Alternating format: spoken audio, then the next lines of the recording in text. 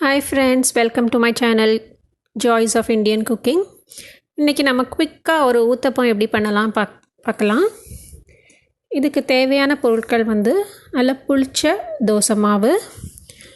அப்புறம் நான் Brocolli Rabe use பண்ணுறேன். நீங்கள் எந்த கீரை வேணாலும் யூஸ் பண்ணிக்கலாம், உங்களுக்கு பிடிச்ச கீரை.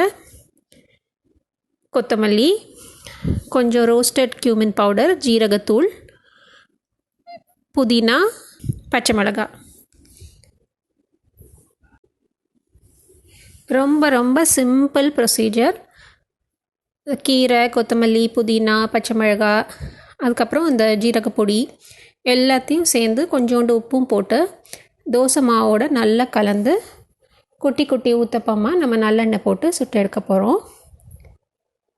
இது உங்களுக்கு மாவு கொஞ்சம் மிச்சமாகிடுச்சு அப்படின்னா கொஞ்சம் குவான்டிட்டி இன்க்ரீஸ் பண்ணி மேனேஜ் பண்ணுறதுக்காக இந்த மாதிரி ரெசிபிலாம் நீங்கள் டிஃப்ரெண்ட் டைப்ஸ் ஆஃப் ஊத்தப்பம் பண்ணலாம்.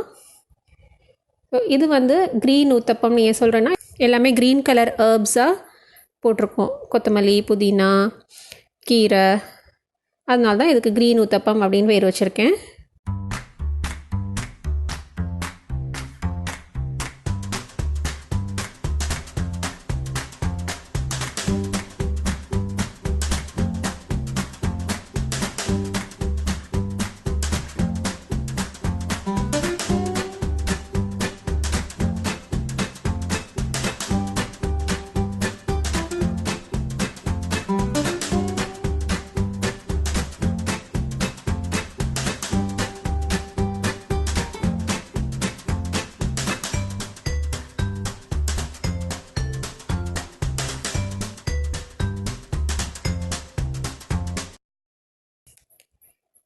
இந்த வீடியோ உங்களுக்கு பிடிச்சிருந்ததுன்னா கீழே லைக் பண்ணி கமெண்ட் பண்ணி எல்லாரோடையும் ஷேர் பண்ணுங்கள்.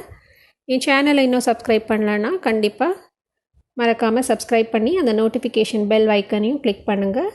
கூடி சீக்கிரம் அடுத்த வீடியோவில் பார்க்கலாம். பாய்.